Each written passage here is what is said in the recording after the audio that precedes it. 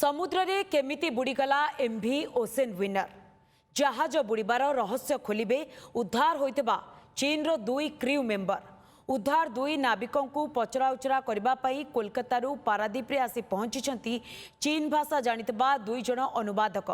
कोलकाता स्थित चीन वाणिज्य दूतावास 2 अधिकारी पारादीप रे आसी पहुंची सारी अनुवादकों जरिया उद्धार 2 नाविकों को पचराउचरा करा जाई जहाज बुड़ीबार प्रकृत कारण जानिबा को चेष्टा करा जिवो केउ कारणरू जहाजटी बुड़ीला एवं किभली परिस्थिति रे एही घटना घटिला से नहीं नाविकों ठारू तथ्य संग्रह करा जिवो। एही पचराउचरा प्रक्रिया रे पुलिस कोस्टगार्ड इमिग्रेशन विभाग पारादीप पोर्ट अधिकारी सर्वेयर एवं बीमा कंपनी प्रतिनिधि समेत विभिन्न संस्थार अधिकारी माने मध्य सामिल होई पारंती।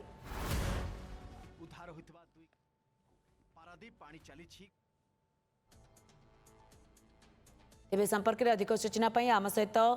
आम प्रतिनिधि रमाकांत नायक मध्य सीधासलख जोड़ी रमाकांत उद्धार नाविक माने भी उपस्थित रही एवं ट्रांसलेटर माने भी आसी उपस्थित रही से माने पहुंची सारी किंतु प्रक्रिया केतेबेले आरंभ होबो।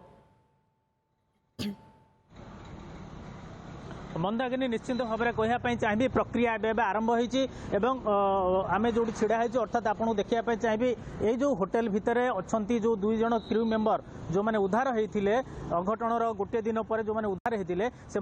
अच्छा ये जो आसी वाणिज्य दूतावास जो चीन कोलकाता जो आसी ट्रांसलेट कर भाषाटा को अनुवाद करके जनइबे से प्रक्रिया आरंभ होती वर्तमान मिलता सूचना अनुसार एक चांचल्यकर तथ्य सामना को आसूची जे से दिन किपरि भाव में जहाज बुड़ी थिला कारण आपण भल भाव में जानते आमर जो ऑफिशियल्स माने अछंती विभिन्न विभाग अधिकारी माने सेमानक सहित साधारण लोकंकर उत्सुकता रही जे किपरि एक्चुअली बुड़ी थिला से जो से दिन बुड़ी जहाजटा बुड़ी जाइथिला तेणु से बाबद चांचल्यकर तथ्य बर्तमान सामना को आसबार लगी धीरे धीरे जे से दिन बर्तमान सुधा मिलता सूचना अनुसार जे से दिन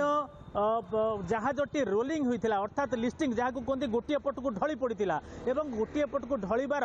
किछि समय पर मात्र किछि मिनिट पर 7-8 मिनिट भितर जहाजटी बुड़ी जाइथिला बोली कहा जाउछि एवं ए नेगिर अधिक पचरा उचरा जारी रही एवं सबुठु बड़ कथा जहाज रे थिबा डिस्ट्रेस अलार्म मध्य बाजिथिला एवं डिस्ट्रेस अलार्म बाजिबा मात्रे समस्ते जे जोड़ी थिले से जो क्रू मेंबर अर्थात जहाज रे जो एमवी ओसन विनर जहाज रे जो 24 जन क्रू मेंबर थिले समस्ते चेष्टा करथिले ऊपर को डेक ऊपर को एवं किभली से माने आत्मरक्षा करिवे जहाँ सेमानकर एसओपी थाए दौड़ी थिले एवं ता भितरु किंतु सेही मुहूर्त भितरे समस्ते समय पाई नाहंती निज जीवन बंचाया पई एवं सेथिरु मात्र 10 जन ही उद्यम करथिले डेक ऊपर को आसीबा पई एवं जो 10 जनक मध्यरु 2 जन उद्धार होई सारिचंती आउ 8 जन कुआडे गले ए जो प्रश्न उठुची ये 8 जन को अनुमान करा जाउची एवं सेमानक सूचना अनुसार जे से 8 जन जो जहाज बुड़ी जाइथिला सेठी जो वैक्यूम सृष्टि हेतिला अर्थात जो भौरी सृष्टि हेतिला सेठी तारी भितरे से 8 जन हुए तो फसी जाइछंती एवं एते सहित आउ 14 जन जहाज बाहरी पारी नथिबा जा सूचना वर्तमान सुधा मिलुची तेणु मंदाकिनी कहया पई चाहिबे एक चांचल्यकर खबर एवं ये खबर को जेतेबेले वर्तमान पचरा उचरा चलीची ए संपर्क रे अधिक एक स्पष्टता पई आमे चेष्टा करिवु जो अधिकारी माने वर्तमान पचरा उचरा करूचंदी भितरे तांकोठु तांकर प्रतिक्रिया पई किंतु एतिकी जेतिकी विश्वस्त सूत्ररु खबर मिलिची जे सेदिन पूरा भयंकर घटना घटिथिला राति अंधार रे 21 तारीख दिन राति अंधार रे पाखापाखि 10:30 बेले अघटन घटी 10:31 दुर्घटना घटी जहाजटी बुड़ी जाइथिला तेणु ये निश्चित भाव में आम कहीपर जे किंतु अन्य पक्षरे देखा गले आज सुधा आज पर्यंत